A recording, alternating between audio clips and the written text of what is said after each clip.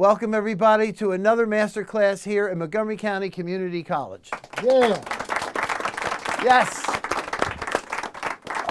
This is our continuing series, and today we're going to talk about drums and bass, the foundation of all music and most of the tracks that you are working on today. This is for our sound recording and music technology students here at the college, and we have a full house today, so that's great. I want to introduce you to our guest, Mr. Daryl Burgee, everyone. Drums.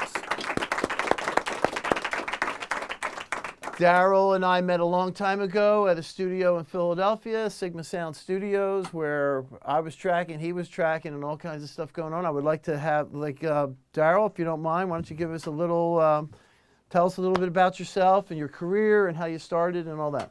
Okay, well, first of all, I've been playing drums all my life. I kind of got into the recording aspect of it by way of a couple famous writers by the name of John Whitehead and Gene McFadden. They wrote a lot of your hits for Philly International Records. Ain't No Stopping Us Now. Backstabbers, all kinds of hits. And I just happened to grow up on the same block that they lived. So as a kid, I kind of followed them, you know, throughout the process of learning and figuring out the things that I wanted to do, you know, as a musician. And they were very popular, and therefore some of the best drummers in the city would play with them, and I had the opportunity to sit in the basement and watch their rehearsals. And from that, I was able to identify what the qualities were for being able to become a good musician, you know. And then from that process, I kind of advanced into playing with groups. By the time I got out of junior high school, into high school, like 12, 14, 16? Like yeah, roughly 16. Okay. By that time, I was playing with a lot of local groups and stuff like that, and then and mostly like R&B, rock. Like, what were you kind of playing? Pretty much R&B, funk, right. because funk. You know, at that time, you know, those were the elements of our, right. you know, of the popular music at the time. Yeah, right. Exactly. And thank you. The key component to me is that there's a theater called the Uptown Theater, which I live not far from, and therefore every aspect of R&B music and soul music made its history through that venue, because your Temptations and everybody that you see in reference to Motown. Even Daryl Hall and John Oates, because they were in a soul band, like a blue-eyed soul band that was even playing there, right? Yeah, at the Uptown. Very much so.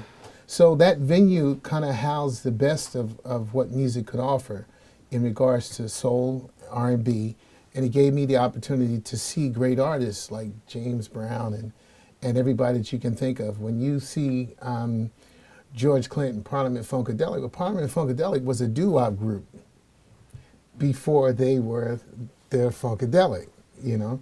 But a lot of those things gave me the inspiration to work hard and to want to be on that stage.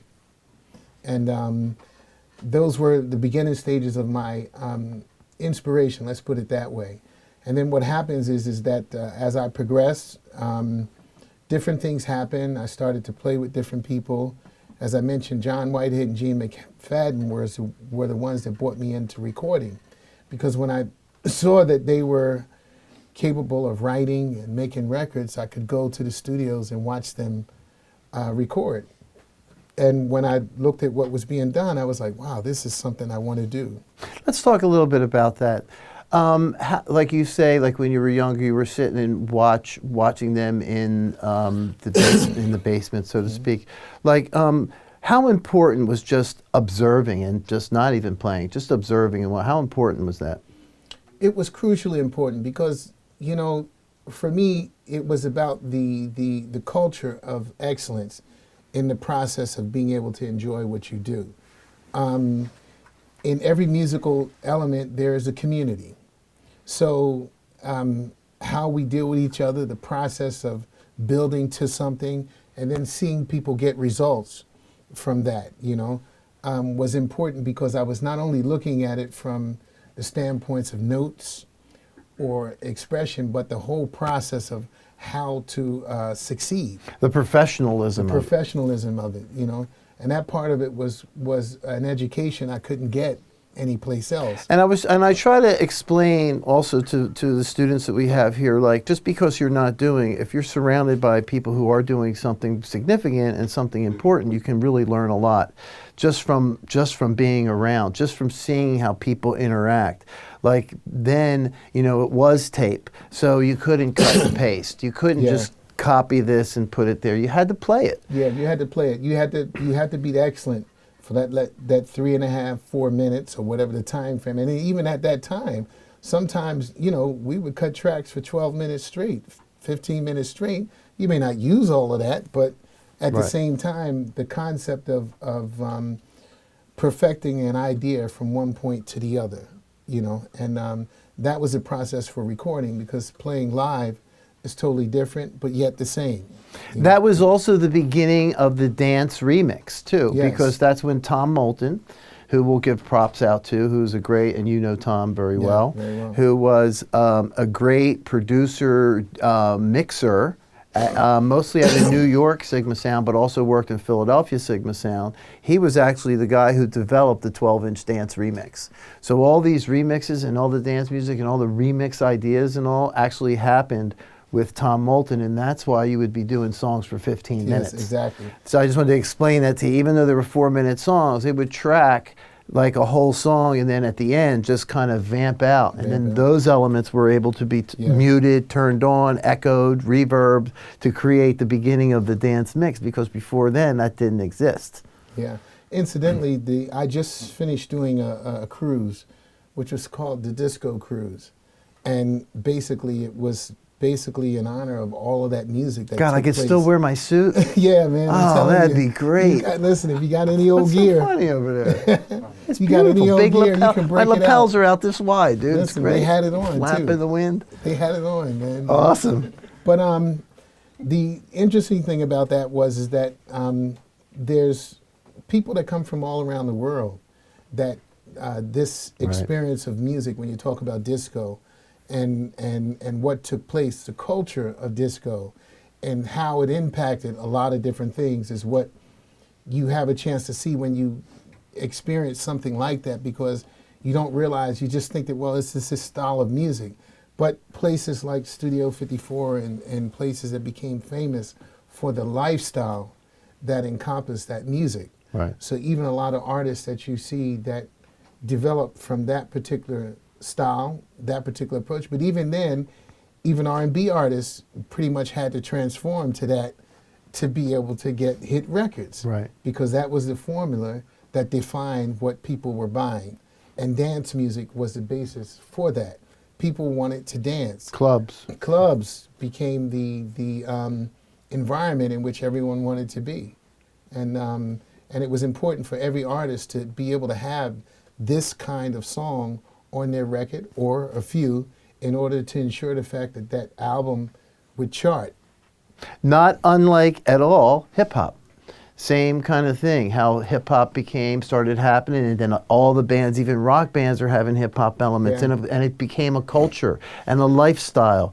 And to be honest with you, just like big band music back in the 30s and 40s, that was a culture, that was a lifestyle. So it's cyclic how it goes and how it keeps revolving around. Different mediums, but those same kind of things, and they all encapsulate a piece of time. You know, it's like this time that was the disco era, just like this will be known years from now as like the hip hop R&B. Other things will keep coming, transforming. Electronic music is a lot different than hip hop, you know? It's EDM, it's a lot different than hip hop. Same elements, but a lot different. Yeah. Sorry to inform you, you will get old. All these things that are current to you will become old, you know? So that's just a natural part of life, you know. Exactly. The most interesting thing is that basically defining what directions are organic to what you are and what you do. Today it's a little bit different because you have so much access to so many different types of things readily available to your fingertip. You know, in order for me to pursue something when I was young, I had to go through like channels that you would not believe. And also to learn to understand, like, if it's the same process with recording. So you have a master teacher, you have an apprentice. You know, so most of what you learn in this field is from that process. Someone has to take you by the hand and guide you through that process to show you what excellence is in that craft. You know, there was no, you couldn't go to a school of engineering. You couldn't do all that. So you had to, first of all, prove that you were willing to go the distance to learn that craft. So anybody that came into this, they stood around the studio as much as they could, hung around, took trash out. Didn't say a word. Didn't say a word. You know, just, you know, the same process of any kind of situation where you have a mentor and a mentee, you know. And you work your way through the process of being able to build into being able to do that. So talk a little bit about the environments you were in and some of the musical networking, meaning with other musicians, like in a studio environment where you're in one room, somebody else is in another. Talk a little bit about how important that was to your career, if at all. Okay, so when you have when you come into recording, especially when you're in an environment that you have a consistent amount of recording, especially based on different situations, when producers are starting to get response from their records, okay, typically there is a unit of people that build that chemistry that that producer is acknowledged for, okay? So that means that there's musicians and everyone that helps to start the groundwork for whatever that concept is. What happens is that that producer becomes known for that sound or that style or that particular element, but there's many other components that attribute to that. And what happens is oftentimes when we came in, every producer or every environment had a rhythm section and musicians that were responsible for the sound. So when you've seen things like on the Motown, you talk about James Jamerson and people like that, well, these people were instrumental in creating that sound. And even though Gladys Knight may have gotten the record or Marvin Gaye, Yeah. It was those same people time and time again making those same record hits. Yeah, and that's how we came into being able to be recognized as being able to consistently make hit records. And that was based on chemistry. So that chemistry was based on a certain group of individuals who came together, and there was something magical about what they did together that created the sound and the feeling for those records. And oftentimes in every environment, every situation, you're going to be able to identify some type of group of musicians who contribute to what that bigger concept is in regards to production. And even when it comes down to film and everything else, it's built off of the same process.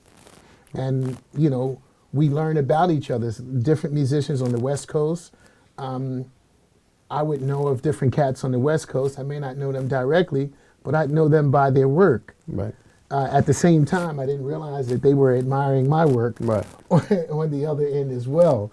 And then when we did run into each other, you know, it was like, wow, you know, it was like family again, because basically we kind of, you know, had something in common, and we were probably connected in ways that we didn't realize then. But that same process happens in everything.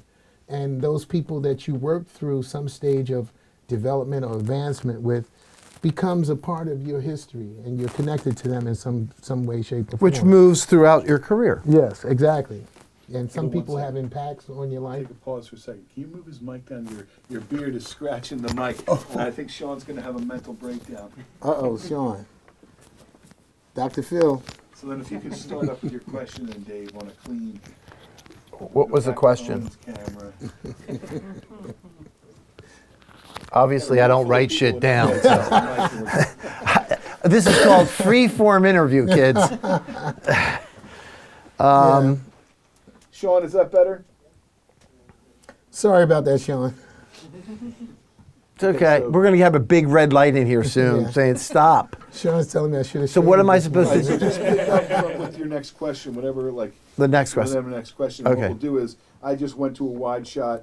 Oh, he could cut to Owen's shot. We'll make it seamless. Okay. But that way we Okay. just eliminated that. Right. And we could probably pick a little bit of it up from that mic too, maybe. Okay. So let me think here. We rolling? Okay. Tell us a little bit about some of the interesting sessions you did. Some people maybe that you met saying like, "Oh my God," and then it turned out to be like amazing, or vice versa. Somebody who you thought was really amazing, but maybe not quite as good, or just some experience in general, Well, let me tell you what. Is without interesting. saying names. Okay. All right. I'll even give you some names too. Names that you, names that you don't know Because he's of. still mad. No, this has nothing to do with drama No, as I'm much sure. as it is sometimes when you're young, you're doing things and you get the opportunity to do things that you don't know the impact of what that is until later on in your life. And coming out of high school, during junior high school, I decided that I would pursue the wider range of being a drummer. And that means that pursuing being a percussionist. And I started learning hand drumming and things like that. And I decided that I would go to West Africa to study. In the meantime, I started getting connections with other people. I met a gentleman by the name of Tony Beck. He introduced me to a group called the Dixie Hummingbirds. Now, the Dixie Hummingbirds, maybe some of you may not know of as of yet, but look them up. Yeah, they were highly So when we talk impactful about- musical. Yeah, gospel, So what happens is that I started playing with the Dixie Hummingbirds, and the lead singer, Ira Tucker Sr., had a son, Ira Tucker Jr., who was the tour manager for Stevie Wonder at that time. And Stevie admired Ira Tucker Sr. as well and had been following his work for years as well. So at that particular time, the Dixie Hummingbirds became popular because they started crossing over into the pop charts by way of someone by the name of Paul Simon. Right. They did a record with him called Love Me Like a Rock. That record, that Blew up. recording was just massive, okay? So what happens is that me playing with the Dixie Hummingbirds, Stevie decides that he wants the Dixie Hummingbirds to open up for him at Madison Square Garden. Madison Square Garden was considered to be one of the biggest venues. Well, it was at the time. Yeah, at that time, And we started opening up for like different kinds of acts. So I was coming in contact with rock acts like Alabama and stuff like that before they even became who they were. Right. And I'm meeting these people and opening up for them. I had no idea who they were going to be. Ultimately. But ultimately, they defined rock and roll and country and everything that was done. And when I think back now, I had no idea that Right.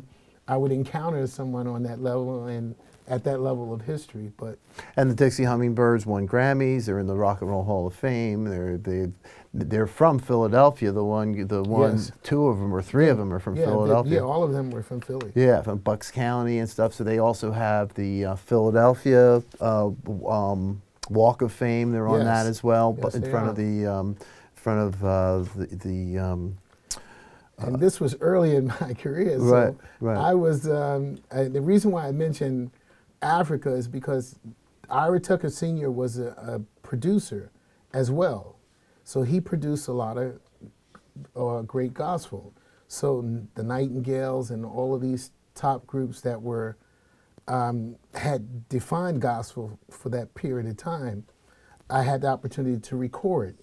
So he would fly me across country to record for all of these different acts. right. I took that money that I made from that and I moved to West Africa.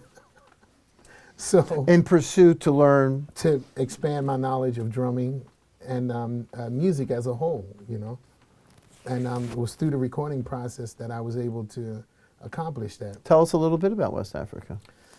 Well, I lived in Ghana for 2 years during that time, and as I said, I went to pursue drumming and percussion, and then to understand culture, you know, how it applied to me, that which I could identify with in reference to black folks in America, things like that, and then to understand, you know, because sometimes things that you hear or you see or sometimes see in books are very different than what you experience. And my whole goal was to be able to live the lifestyle, understand what it was, and then how that impacted my life. And Sort of like going back to a root kind of thing, Yeah. a connection to whatever, and just understand that more. Yep, very much so. Did you feel that playing percussion and playing drums at the same time kind of had you more employed? Here, I can put Yes. this up for you if you want. Yes, Did that help you as far as, you Yeah, know what I very mean, as much. gig goes? very much, because what happens is that even till this day, I'm still functionable on Either or. either or. I've been, And you could be hired as a percussionist or Yes. as a drummer. yes, and even in the cultural realm, educational realm, I'm down here at Germantown Academy now doing a residency.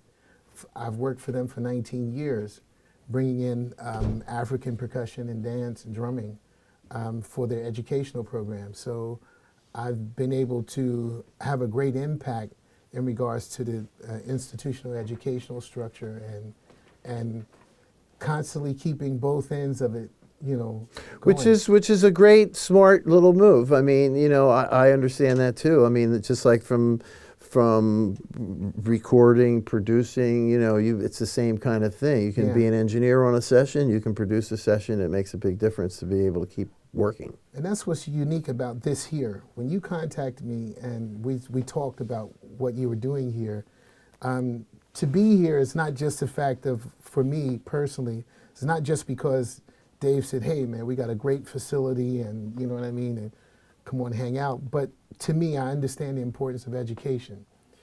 The concept of connecting practicality with education, on-site experience, interaction with people who have done things in different ways, I strongly believe in that.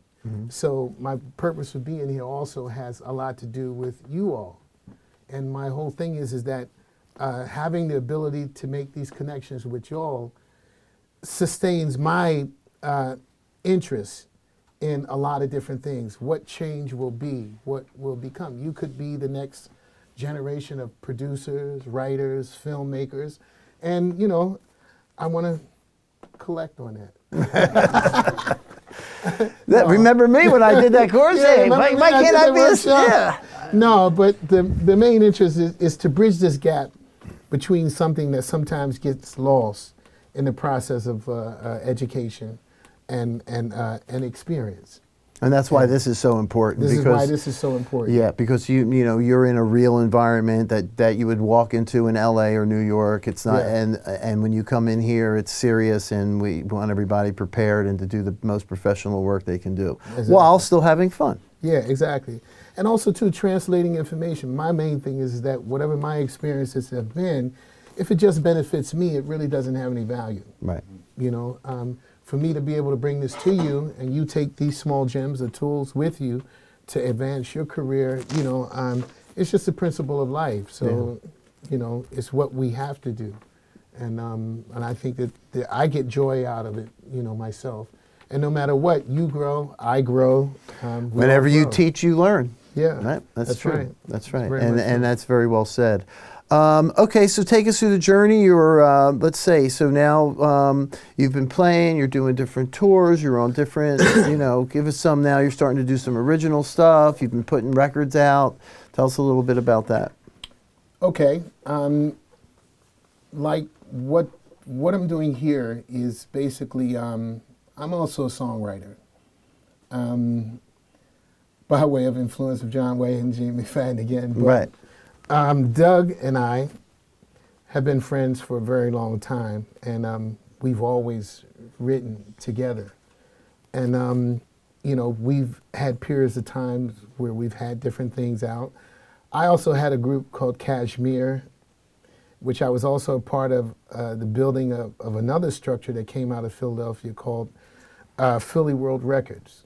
Right. And that particular... Let's talk a little bit about Philly World Records. That was a very interesting moment. Yeah, that was something that took place during the early 80s. Mm-hmm. And what happens is that a gentleman by the name of Nick Martinelli became a very famous producer. And he did, he was Miami-based, right? Well, he was based out of Philly, but he only moved to Miami later. Right, that's right. He's from Philly. Give us some of the artists that he did. So he did Gladys Knight, Regina Belle. He did Regina Belle was a big one. He's done everybody from Loose Ends to 52nd Street. Some of these groups you may not know, but let me see. There's so many. Yeah, Stephanie Mills. Stephanie Mills was another one, right? There's so many. I've done so many records with this guy that I lost count. I'm talking about hit records, massive records. Philly. So yeah. So if you look up Nick Martinelli, right, you'll see his discography and all the stuff that we did with him. But that was also another period in which I was fortunate enough to be able to gain notoriety for my work, you know, for a lot of things that I did. In that process, I had a group called Kashmir. And Kashmir was kind of like an R&B group, myself and two other gentlemen. And so we put out a few records. Those records did really good as well. And you know, for the most part, I've kind of been, I don't know how you say it, but just all the extremes that you can think of is what I've been doing. Right. Pretty much. But songwriting is also a passion of mine, and Doug and I happen to be good friends, and early on when we were younger, we started writing songs together.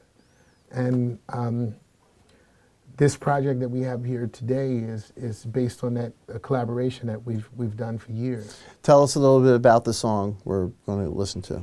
This particular song, myself and Doug, you know, oftentimes, you know how we do, we'll bounce stuff back and forth at each other, you know what I mean? And sometimes we get disconnected based on our work and back and forth. And there was a period of time where he sent me a few different things, and I was like, okay. So he sent me about 5 or 6 songs, and I went through them, and I just kind of started writing, you know, for different ones. This particular one, I just kind of felt something, you know, really special about it. So I finished writing it, and then got together with Doug, and we demoed it, and, you know, and I guess, you know, songs are always something that you have to internalize. It's always my curiosity as to what you get from it, you know. The whole process of everything I've been through in regards to Philly International and any major companies was the concept of writing classic music. Classic in a sense that basically quality. You know, you have trends, and then you have things that will sustain for a very long time. And the effort to be able to know how to do that and to learn how to do that is what the approach of excellence was for a lot of the people that I was around. So that was a standard that was important for me to live up to. So in the approach of creativity and writing, I had to try to achieve that level of excellence based on the people that, that, you know, I come behind, you know, and therefore I didn't want to do anything that was any less the standard of those of them that I had been around. So you and Doug are on this record, and who's the singer? The singer is a gentleman by the name of Brent Carter. Brent Carter is a vocalist that's presently with the Average White Band. He sang for many years with Tower of Power and a lot of other people, and incredible vocalist, good friend of mine. We've worked together for years. And when I finished the song, I said, well, you know, I had demoed it with another good friend of ours, a gentleman by the name of Steve Wise. And Steve moved to Jamaica. Right. It probably would have been Steve on this record, but Steve moved to Jamaica, and that kind of changed the dynamics of things. So I thought about Brent, and I called him, sent it to him. He loved it. Said he would record it. I said okay. And then the other thing for me is that creating a project that gives me the ability to continue to expand and continue to contemporize my concepts for music and just put things out there. Sometimes we never know, because sometimes we get caught up in time frames, whether something's old or new, but you never know, because what's old becomes new. What's new becomes old. So Amy Winehouse. yeah, Right. yeah. I mean, you look at Yeah. that. So the most important thing for me is to, whatever it is that you're feeling or your creativity, drop it and keep on going. Put it out there, and then go to the next one. Just go to the next one, and just go to the next one. Don't worry about what somebody else is going to feel, get from it, or what you're going to get from it. The main thing is for you to just deliver it, deliver it, and then let life determine what it is. Because when you think of all great artists, no matter what, they never lived in the moment of what their work was. They just did the work. They had no idea that their work was going to have the kind of impact that it did. So don't worry about that. Just do what's close to your heart. And do it the best you can. Do it the best you can. Because even you guys brought the track in with some drum programming and the way it was, and then we, then redid it, added live drums. We did more keyboards. We're going to still add some strings to it. So it's still being a thing in progress, a track in progress as it moves forward, analyzing it, making it better, that kind of thing. Yeah. Bringing in some other players, like who's been here before, Randy Boland. Randy Boland, yeah. Who's an incredible, felt like the need for nylon guitar. So Randy's been played with everybody as well, from Earth, Wind and Fire to Rihanna. So he's like a very, very talented guy. He came in, he did some acoustic tracks to it. So let's listen. Let's take a little listen to some of this now, okay?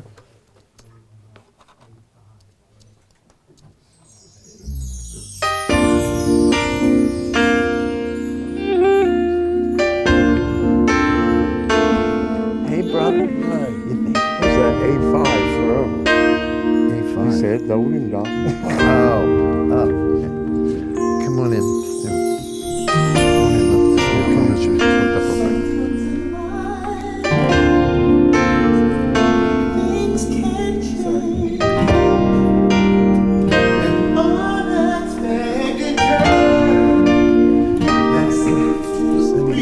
Start talking to you.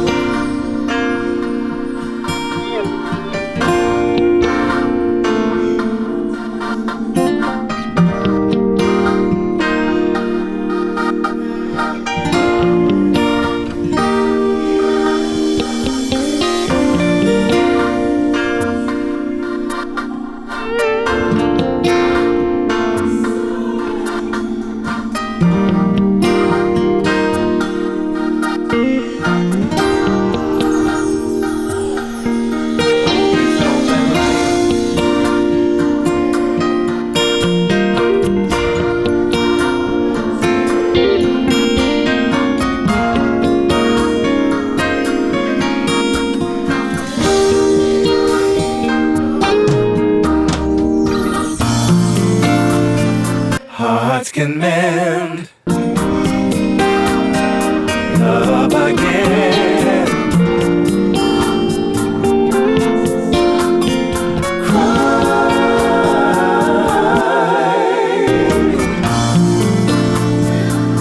You will find the light has answered all your eyes.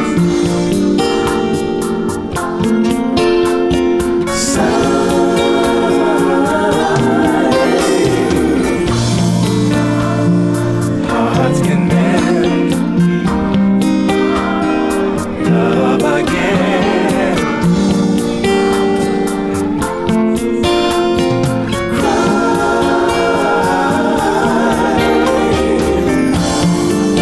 You will find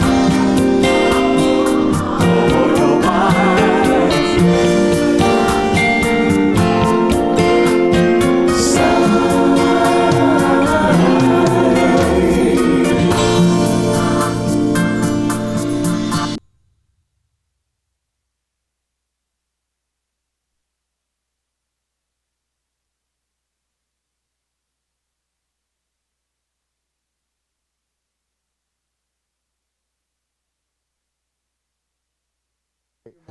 How about like getting beat up by the village idiots? I mean, village people. Right. It's okay. Same difference.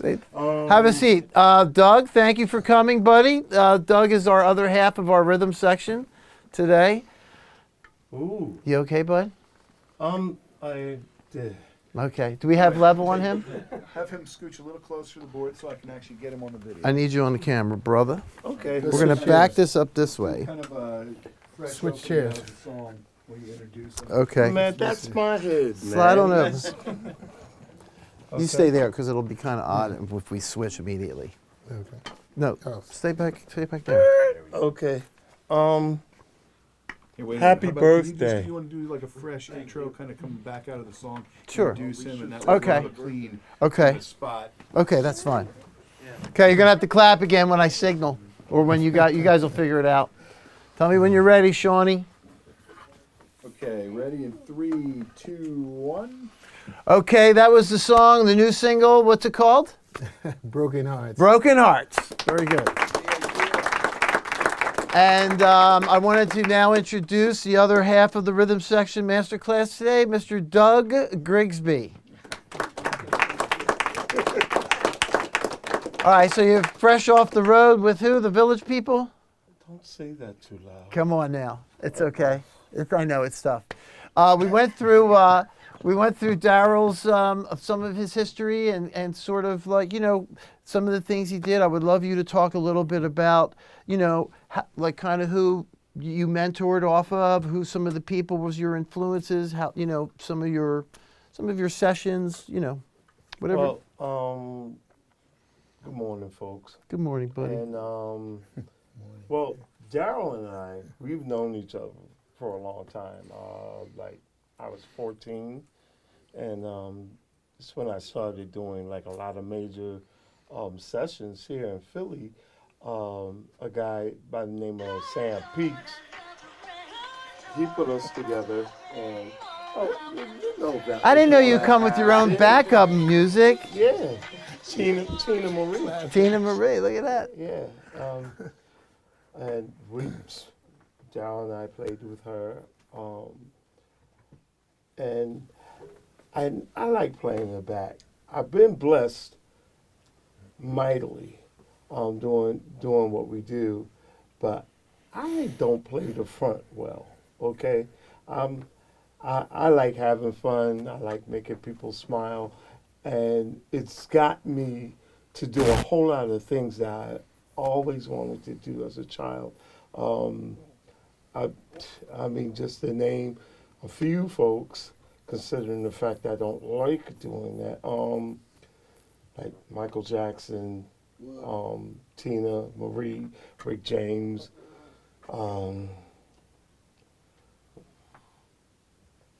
Whole bunch. I should I remember. should have bought a cheat sheet. Yeah, Right? it happens to me all the time, and I can't even remember half of it. Oh goodness, Tyler Perry, a lot of stuff. a lot of stuff. I asked Daryl some of the interesting things about, since these are all sound recording and technology students and we're here in a studio, give us some of, we'd like to kind of talk a little bit about session work and about being a session player and being a bass player and, how that all fits in and like some of the people you may have like earlier Daryl was talking about, you kind of, there's a group of people that kind of make the producer happen. And those people are part of that sound, not just the producer, that kind of thing. Well, what does make a real good producer is how he gets the people together. Like we worked with Nick Martinelli for years, and while we were working with him, he was building his team of guys that he will always have playing on a lot of records that he produced. And because of the team and because of how we all worked together, people called him for a lot of stuff. We ended up working with some of the greats. Gladys Knight and the Pips. Actually Gladys, she didn't have the Pips with her. You were the Pips. We were the Pips at that time, right? We got to do really interesting things. A lot of magic ended up being the result of a bunch of stuff that we would do, and the camaraderie was very, very important. I guess you can imagine it's really hard to make beautiful music with folks that you're kind of clashing with, It can happen, but the magic happens when everybody is like in the room, loving on each other, loving on the work that we're about to do, and it would always be fun. And it works into the success element for the producer and for us. We would live like kings.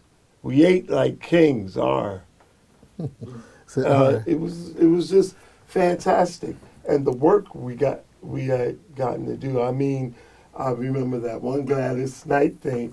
This was amazing, you guys. We're rehearsing for the song to get the song together. And Gladys comes in the room, all right. It's already magical because Gladys is in the room.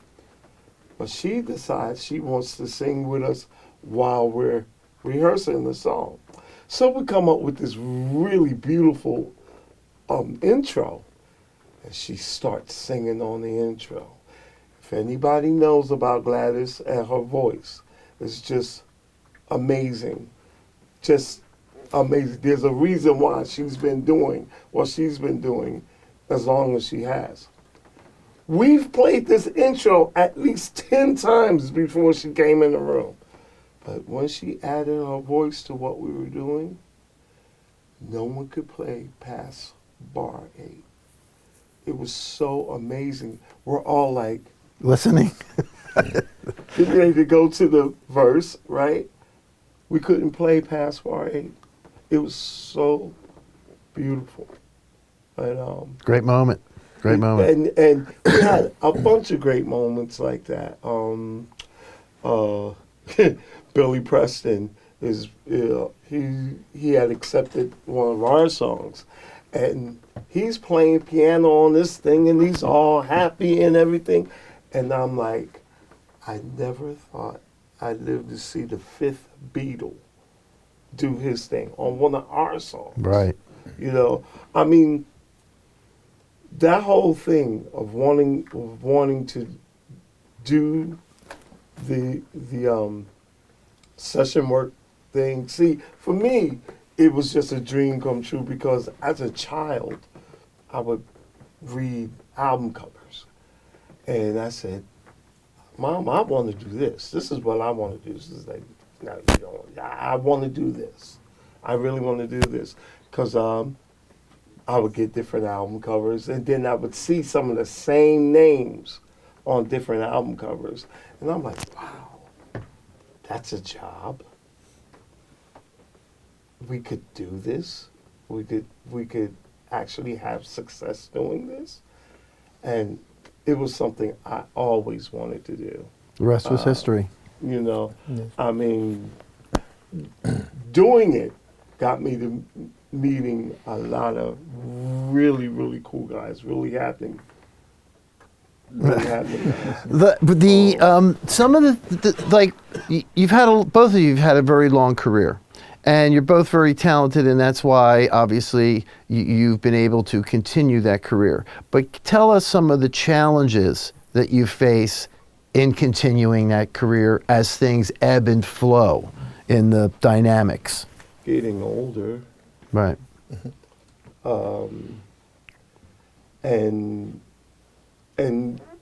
doing it and wanting to do it is one thing that could probably like make you whip your own behind, like you're burning the candle at both ends, trying to maintain and do what it is that you love. Your bills are getting paid, you know, and there have been times like anything else where there's seasons, you know, and sometimes the seasons are great, sometimes they're not so great, but you keep doing it, you persevere. A lot of times what ends up working or be that telltale thing is how bad do you want it? Right. Because there's a lot of guys that do it. There's a lot of people that do it amazingly. There's this lady by the name of Sylvia Massey, engineer, and I worked with her a long time ago when I was out in California, and we worked on Prince records and the Time, and different things, and she is now world class engineer. Everybody wants to work with her, and it's just so amazing. It really all depends on how bad you want it. If you want it bad enough, you will be doing things that you thought you would never ever do. And no, people are watching. They're always watching, no matter what. And listening. You know, Right. and if you've got the goods, it's gonna shuffle you into some other stuff that you never ever thought you'd be doing. In California, I think it might have been 5 years before anybody found out that I was a bass player, because I end up hooking with different people, Brad Buxer, Bobby Brooks, these folks, world class engineer and programmer, and Brad, he was just in his last leg of working with Stevie Wonder, and ended up being Michael Jackson's musical director. And by being a housemate, I ended up getting a lot of the work to spill over. Jeff Lorber had heard about what I was doing with some engineers out there, and he was like, Dougie, I want to really concentrate on my own record. So I was wondering if you would like to take over my remix programming thing. Okay. Granted, Jeff is from Philly, and we didn't meet each other till I got out there. And doing those things got you in like circumstances where it would just happen fast. Believe me when I tell you, when it happens and you know you're a cool person, people take to you because there are a lot of assholes that do this. Right. Let's talk about the difference between talent and hard work. The difference? Well, or the because- observations of talent and hard work. Well, okay, well, the talent without the hard work, gets people that are very, very talented to take it for granted. They don't have the respect. It's the hard work and the importance of the hard work that really gets you liked and recommended and used a lot. Okay, I remember dates where, you know, you would go in there and you just do what you do, and you try to get more knowledge, increase your knowledge based on a lot of different things, because you'd be surprised. Some of these folks that end up doing things probably have no clue except for what sounds good. Okay. I had an amazing experience with Rick Rubin. He, one of the grandfathers of hip hop, okay? We were working on a song for, what do you call that? South Park.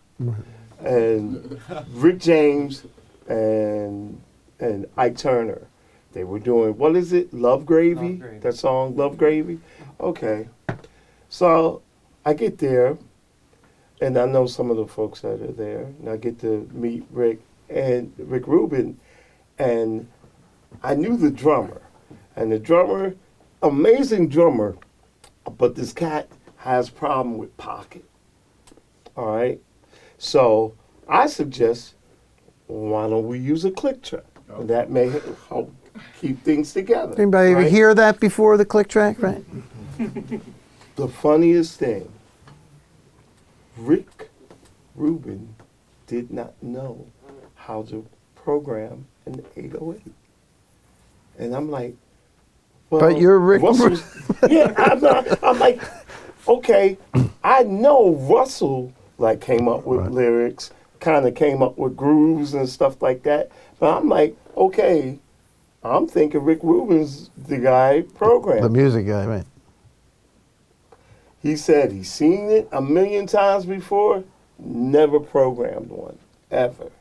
Okay? So I didn't want to, like, you know, just hog and be around everything and just do everything, but no one knew what to do. And I'm like, okay, I guess I'll do it. That led to a bunch of different stuff. Praise God. Right. Okay. In fact, I often talk about a lot of times you would get a gig, especially as an assistant engineer or an engineer, just because you knew how to work certain gear. Like, I mean, that's just plain and simple. Knowing how MIDI worked, especially in the beginning when you were locking up machines, tape machines, to MIDI, to Foztex ADATs, to an MPC. Like, people, like, you know, that was one of the things I could do and make all that work, and that kept me working. I mean, like, little things like that can really make you valuable, right? Yeah. Well, you know what, you mentioned talent and hard work. In many cases, in my view, in this particular period, this particular era, it's a bit different because technology has changed the whole scope of things in a big way that is very difficult to judge things from the perspective of talent and hard work. The logic oftentimes is the easier method to be able to get from point A to point B. And in many cases, you and I know that this industry is built off of situations that have nothing to do with talent that's in this music business, you know? So I think that in many cases, we have to redefine that perspective based on the framework in which we are working, because what happens is that, and oftentimes, you know, we have some kids that have only been exposed to this thing from one perspective, Right. and that's all they know, and they're able to create results with that from our era that doesn't look like, you know, something's not right with that from the way that we process information, but the way that other generations process information is totally different. So therefore, in my case, in some situations, I might not look at that as being talent. But in many cases, based on what the next generation and what's taking place at that particular time, that one lane that that individual knows happens to be the one lane that actually, makes it. So it's kind of hard to define it in the way that we used to in many days, because technology has advanced things to the point that somebody can just come up and do something practically and boom, it becomes a success. Right. There in the tech end of it, I watch different stuff happen. Now, as long as we've been at it, I've always been hungry for the knowledge, Yeah. the tech knowledge, and the thing that I would say that got me over on that is wanting to know how stuff works. I know, baby. Yeah, you knew that was going to happen. I'll call you back. And I think that this has more to do with bridging the gap between, because from people and situations that we talk about that's in our particular era may not be people that you're familiar with in your era. I guess the process is what we're looking at more so than the particular people and the situations and how you're going to apply that. And let's talk a little bit about the process. The one thing is that I've seen from being here and working with the students is that, yes, you can copy and paste. Yes, you can just grab one thing, melodyne it, and do something else. But I do see, though, that the more you work on the performance part of it, the better it becomes. Because even though you can do that, there's still nothing like going in and doing that vocal one more time, going in and trying that part one more time, taking that extra effort. It's not the effort, it's always the extra effort that puts you over the top. And I think even in any generation, that will remain the same. Because you can just throw stuff up there, but the stink test will come ultimately out. And, and still, like, even the new generation, even like, they're making some really great records, but the people who are making still the best records are the ones who are doing the most work. And they're putting a lot of time into their performances. Yes, you have the technology to do a lot of things, but still, there's nothing that's it doesn't teach you how to listen. It doesn't teach you how to arrange songs. It doesn't. There's not a button that says, "Okay, I want a rock producer." Okay, now it's a rock producer. My point, the distinction between technology and art. Right. And defining which end of it you're going to choose. And nowadays, you're in all those at the same time. You're producer, artist, singer, not singer, drummer, not the drum. You could be all those different things without even having the skill set, to be honest with you, of all those different things, just enough. But again, do the best performance you can, do the best ability you can, because it will ultimately shine through when everybody else is just throwing stuff together. Yeah. Well, I see. Hard work is always going to be the core structure of anything that you do. As you know, you're in school. So in school, you're required. You can't do anything less because you're being monitored. So whatever you think that you're going to get away with, is going to show up somewhere. On a grade or on a test something. or something, right. So that same application is going to apply to anything that you choose to do. And the difference is that which you do consistently becomes the form for what you are, what you're to be. Well, not knocking having raw talent. Not knocking that. I mean, of course it's important. What's even more important is the marriage of the two. Right. Okay. That's where you win. Yep. Okay. And I feel by this being a school more, or at least this class, lending itself more on the technical side of it, there are things that you cannot expect technicians to do. They should know about, but they don't have to do, just like you don't expect singers or raw instrumentalist to be able to do. I mean, because if that were the case, then one wouldn't need the other. Right, you wouldn't need anyone then. You know, so and since this is a class, and I could be wrong, but I think it's leaning more towards the technical aspect, and I can only really speak for my own experience based upon what it is that I wanted to have, what it is that I asked God for the blessing. You just can't do hits or music without each other. Sometimes, and I guess from my experience,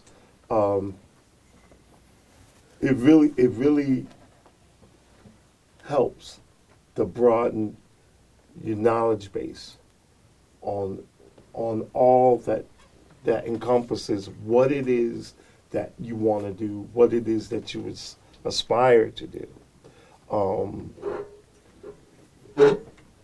Yeah, the technical aspect of the game back in our era,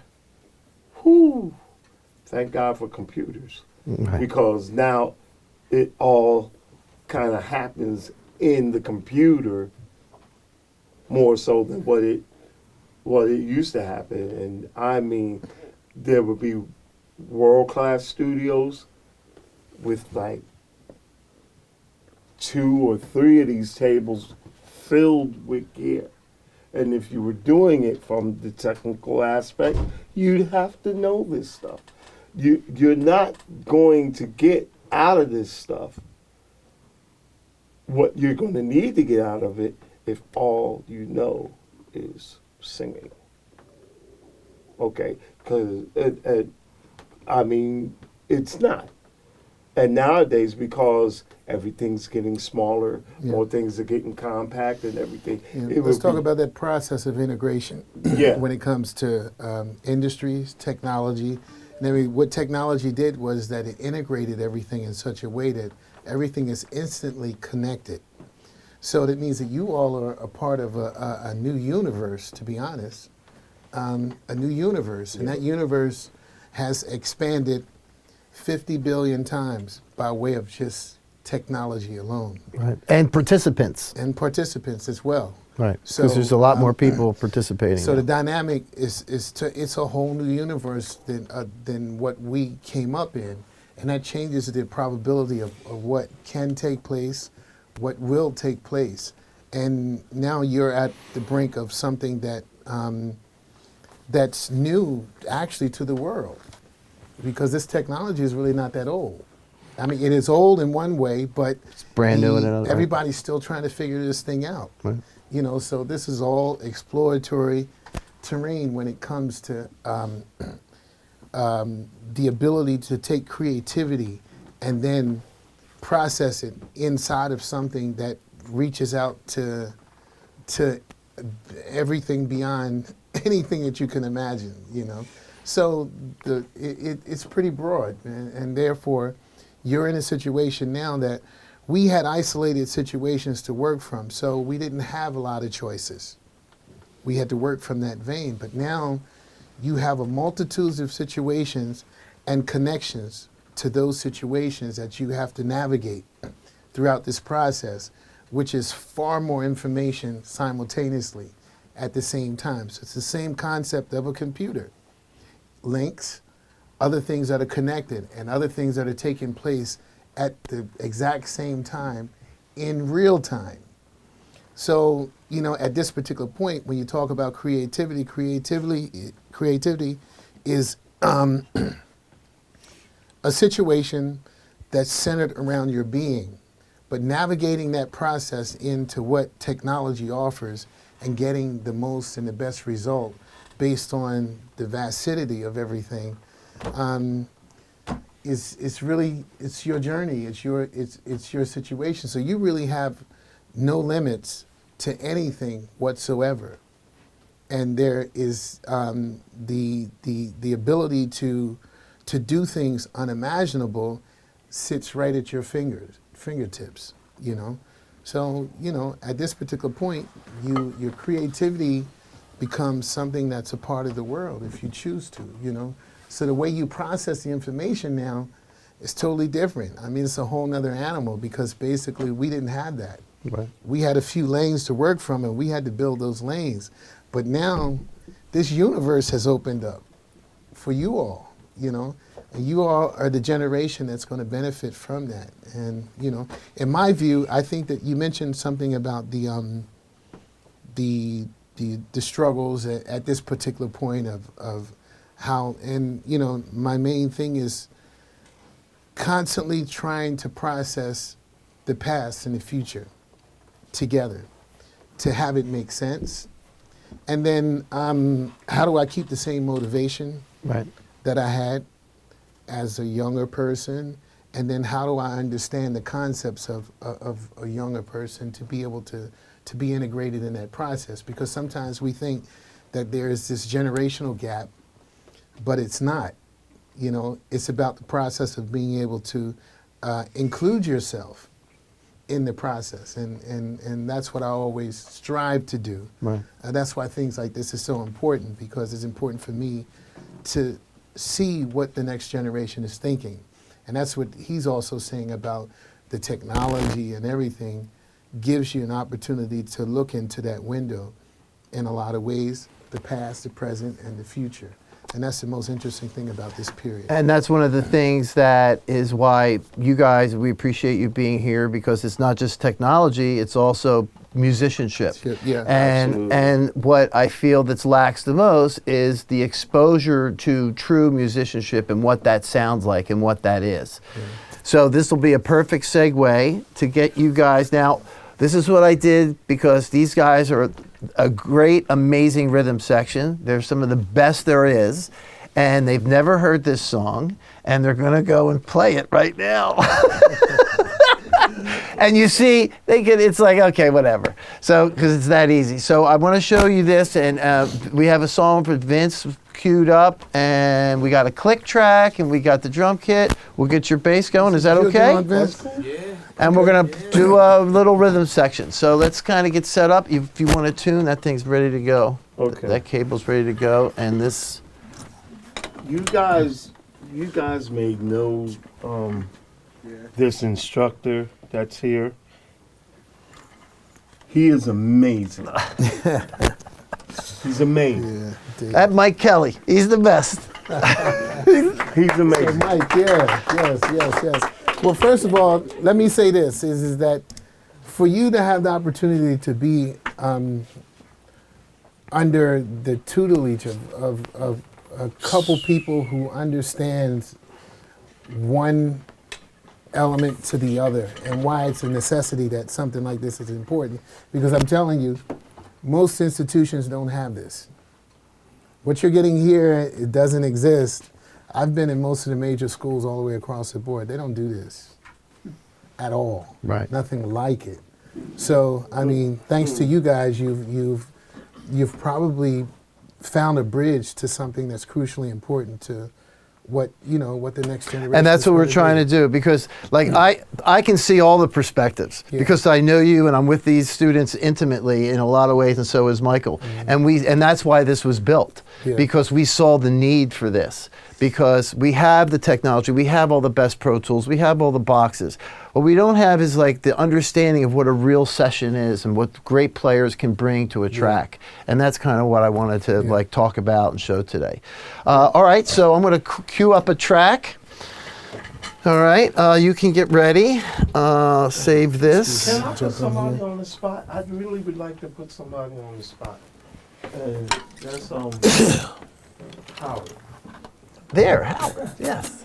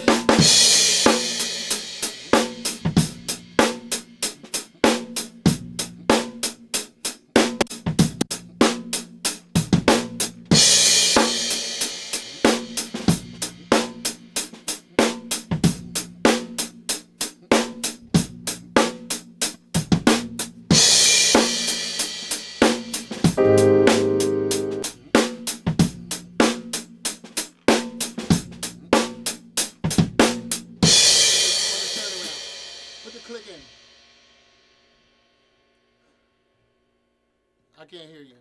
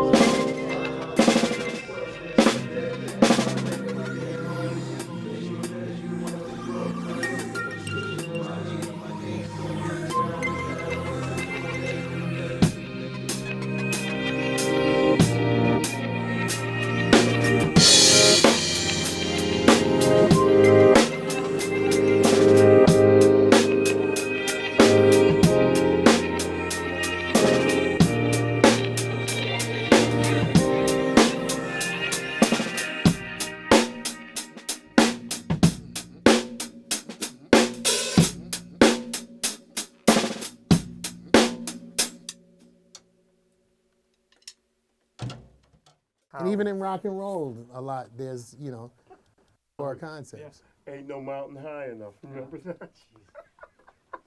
So when we're trying to learn Ain't No Mountain High Enough, okay? Old song. You think parents it's simple? loved it. Yeah. You think it's simple? Never That- as simple as you think. There are some heavy ass players from that time. And the bass line on that is just stupid. Stupid. Crazy stupid. Yep. You don't know mean- it until you go to learn it. Listening to it is one thing, but when you go To learn it for real, like for note real, for note for real, learn to have it? to perform it, oh boy, it's like, wait a minute. 7-bar cadences in the bridge. Yeah. I mean, like, this is some stuff that's well thought out. And the thing with hip hop is that there could be a mistake made, and it's Is it? regarded as the deepest thing since sliced bread. But I hear it. I hear it. I understand why there's so much love for that. One thing for sure is because nobody did it. Nobody did it like how it's being done. Okay. Right. And I hear it now. I mean, the whole thing with like the pocket being in a certain kind of way, and people are treating the bass line and the vocal way behind the beat where it's not on the grid. Oh, but that shit is dope. Okay. Sounds late to me, but it sounds good. Hey, but it's the vibe. But it's dope. It's the vibe. Right. You know what I mean? Oftentimes we push a lot of things back. Sometimes you just like that time adjuster plug in. Sometimes it's just you pull it back some samples, and sometimes it lays in perfectly too. Wait a minute. This is the interesting thing about that. So we're assuming that this really happens in hip hop. Do you know how many old R&B records I Sure, went right. to go to learn and realize that they didn't make it back to the beat number one? Right, right. You know, and sometimes there was a concept in somebody that played late that made a record sound the way that it did. It's a strange phenomenon, but in actuality, if you listen to it by itself, it's kind of like out of time. But on that record, you would never notice it. Right. You would never notice it. Because it's the way it just all came Yeah, it's just together. everything else that came in together with it to make it work. And in some situations, budget-wise, there wasn't the money to correct certain things. So if there was a mistake, Sometimes have it to stayed. live with it. you had to live with it. You know, so they figure out a way to clean it up and keep it moving. You know. Listen, this has been a great talk. I truly appreciate you guys for being here. Seriously, pleasure, man. you know, Our pleasure. we really are. This is very valuable. It's extremely valuable for us to be able to share your knowledge, share your talent, have people understand it. Like I always say, seeing is believing. Yes, you can see a lot of this on YouTube, but you can't ask YouTube a question. So if anybody has any questions right now, please, you have some great talent here to You know answer what? some of your questions. I gotta say this. I didn't know I was gonna have this much fun. I sit in the parking lot, wait for the next time we do this. I mean, That's so- great. The You guy- go sit in the parking lot. The guy that's late, right? Seriously. That's our Dougie. Oh, because That's our I Dougie. mean, but I know. You know, Oh, boy. All right. seriously. Any questions, anybody? If I can ask a question. Please. So when you have a song that, and it's kind of pretty common nowadays, where the chord progression for the verse and the chord progression for the hook are basically the same chord progression, so you don't really have a change there. Like Beat It. Like a lot of things. Right. There's a lot of things. What are some of the things that you do to try and make those two stand out from each other? Like, what are some of the contrasting things that you're going to want to do to your playing? Well, you and know, your producing? a lot of times it's on what the producer may want. A producer musical knowledge could be limited, yet he knows what he wants to hear. So he's the guy who's calling the shot. He or she. You can ask them what they're hearing. Would they want variations of a theme? You know. And that's the other reason why a producer would say, get you instead of a different person, because they might work with you and you may have had the right ideas or some of the good suggestions, and that he or she would remember that and go, you know what, I want to get him on that because the last time we did that, he had a couple good ideas. And that's another way of getting work and getting the ability to move forward in this business by having the right idea at the right time, not like what you just said. Like you just said it. Well, I could try this approach or I could try that approach. You give options. You're not saying, oh, I'd rather do this way. No. He's saying, here, try this or I could try this. And then any normal producer would probably go, yeah, well, let me hear it. Let me give it a whirl. And then that's when your time, that moment comes, when that's the time when that will get you that next job, get you to get into that clique of people who are doing this particular situation that you're in. Those are the moments when you can slide in, you know, and you might not be the most talented person, but if you have an idea at the right time at the right place, that could get you right in. So, and they're some of the things you build from. The other thing I think you're emphasizing is probably based on the cadence of one section to the other. Right. In other words, landmarkers that gives an indication that something is going to take place or something is different but yet the same in the process of the music.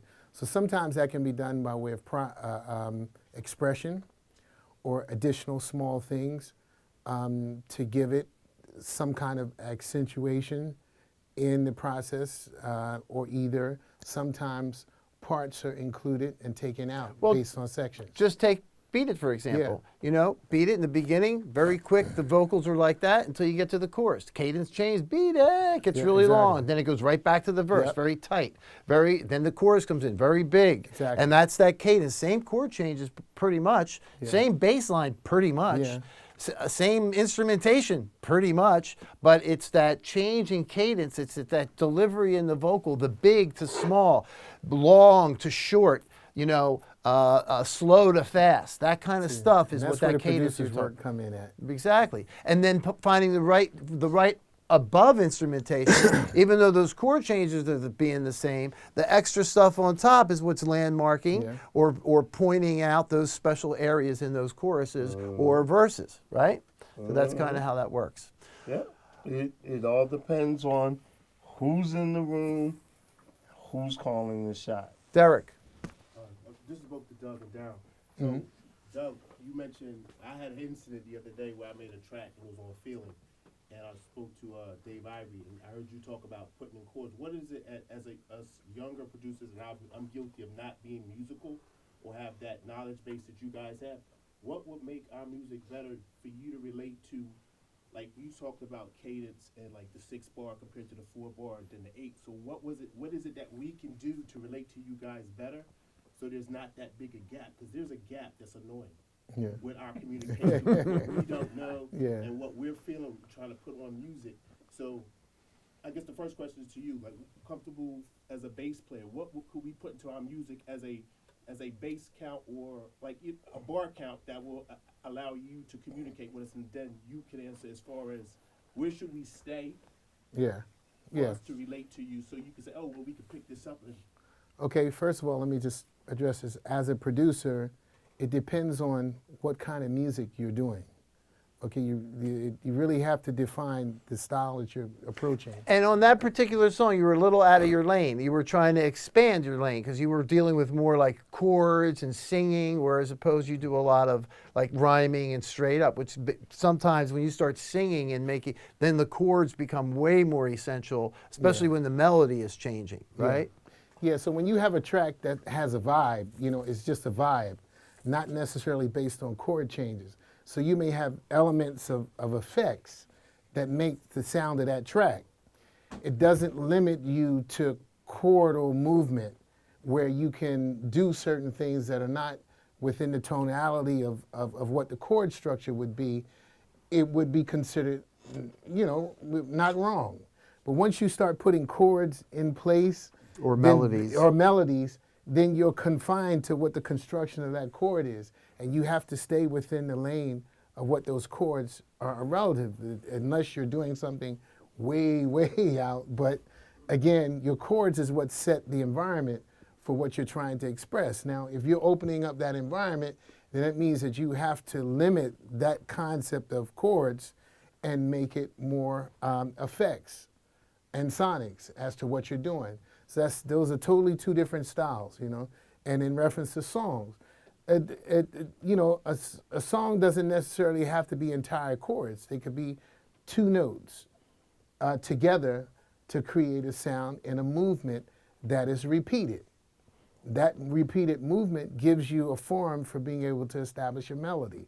And whatever that melody is has to be relative to those notes and those chords within that framework.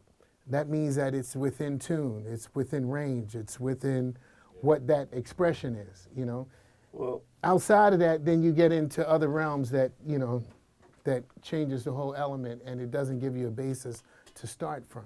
So always determine what it is you're trying to make happen first. Is it effects, is it an environment, or is it musical? If it's musical, then you have to stay within the realms of what the musical requirements is, and the chord changes are going to dictate that. well, it's a lot of that, and it's a lot of that concept inverted. Because working with a lot of the hip hop cats I've been working with now, a lot of that stuff has been based on mutual trust and mutual respect. Because here are two different musical World. minds, and we're coming together to do something, and we're trying to come together to do something that hasn't been done popularly, because there's nothing new under the sun, okay? And that's biblical. So don't think that what you're coming up with is like some stuff that's never been. There are like hip hop cats that I work with. They we ended up building a rapport with each other, based on Bridging the gap. The friendship and the trust that's there.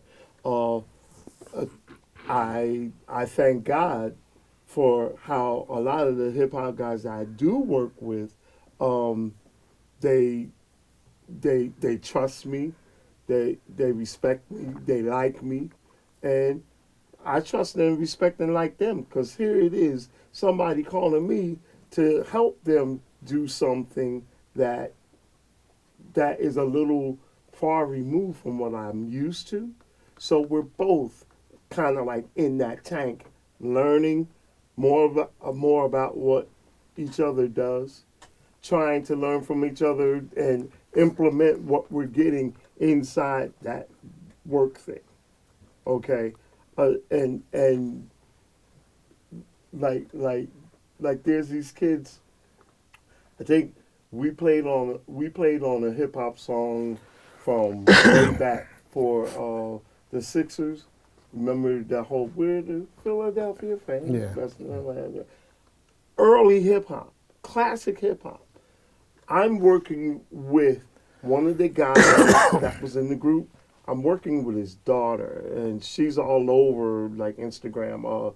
Y'all might have heard of the Trooper. This girl's stuff is just crazy. I haven't heard a girl spit like this at all yet. Okay, except for her. Her stuff is wild. It's different, and they're honest. They say they don't know certain things, and they want to implement what it is that they don't know in some of their work, because they don't just want it to come from that one place that they know about. Okay, so when folks are willing to expand their knowledge base, there you have a chance. There you have a chance of coming up with something great, something different. It may not necessarily be great at the end of it, but it will definitely be different. And you're still in pursuit. Yeah. Always in pursuit. That's a great segue. Yeah. So listen, everybody, once again, thank you, Daryl, Doug. And this will be, Vince has a question. Vince has a question? Yeah, I did have Go a ahead. question. So, as a producer or a songwriter, you create songs, you have demos, you have these things that you want to sell to people. How does that person begin the process of shopping songs or getting into places where other people will be interested in acquiring the music that you've made? Well, right now, the game is so different now. What I've been seeing working, especially for independents, is just utilizing the internet. The labels, how they used to be, Doesn't it's exist not anymore. that way anymore. You can have like totally talented individuals doing some exceptional work, but I mean, I got a call from somebody yesterday who has a lot of connects. He's been there, done that, worked with a lot of very big acts. But he prefaced to me, Dougie, I wanted to know if you were connected or if you have something that you're working on that already has a budget around it. What? Yeah.